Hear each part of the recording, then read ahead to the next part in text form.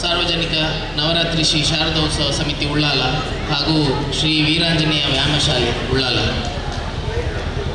ಇದರ ಆಶ್ರಯದಲ್ಲಿ ಉಳ್ಳಾಲ ತಾಲೂಕು ಅಮಿಚೂರು ಕಬಡ್ಡಿ ಆಯೋಜಿಸಿದಂಥ ನಮ್ಮ ಎಲ್ಲ ಮೆಂಬರ್ಸಿಗೆ ಹಾಗೂ ಅಧ್ಯಕ್ಷರಿಗೆ ನಾನು ಕಂಗ್ರ್ಯಾಚುಲೇಷನ್ಸ್ ಹೇಳ್ತಾ ಇದ್ದೇನೆ. ಯಾಕೆ ಅಂತ ಹೇಳಿದರೆ, ಇದು ದಿವಂಗತ ರವೀಂದ್ರ ಮರಳಿ ಅವರ ಸ್ಮರಣಾರ್ಥಕ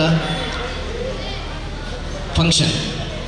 ಯಾಕೆಂತ ಹೇಳಿದ್ರೆ, ಅವರು ನನ್ನ ಅಜ್ಜಿ ಅಜ್ಜ ತಾಯಿಯಂದವರೊಟ್ಟಿಗೆ ಬಹಳ ಒಡನಾಟದಲ್ಲಿದ್ದವರು. ನಾನು ಯಾವತ್ತೂ ಅವರದ್ದು ಮುಖತಃ ಭೇಟಿಯಾಗಿರಲಿಲ್ಲ, ಬಟ್ ಅವರ ಹೆಸರು ಯಾವಾಗಲೂ ನಮ್ಮ ಮನೆಯಲ್ಲಿ ಏನಾದರೂ ಇದ್ದರೆ ಮರಳಿಯವರಿಗೆ ಫೋನ್ ಮಾಡಿ ಮಾತಾಡಿ ಏನು ವಿಷಯ ಅಂತ ತಿಳ್ಕೊಳ್ಳಿ. ಅವರು ಸಕ್ರಿಯವಾಗಿ ನಮ್ಮ ಸಮಾಜ ಸೇವೆಯಲ್ಲಿ ಯಾವಾಗಲೂ ಭಾಗಿಯಾಗಿದ್ದವರು. ಸೊ ಹಾಗಾಗಿ ಇವತ್ತು ಅವರನ್ನು ನೆನಪಿಸ್ಕೊಂಡು ಈ ಕಬಡ್ಡಿ ಪಂದ್ಯಾಟವನ್ನು ಆಯೋಜಿಸಿದ್ದಾರೆ.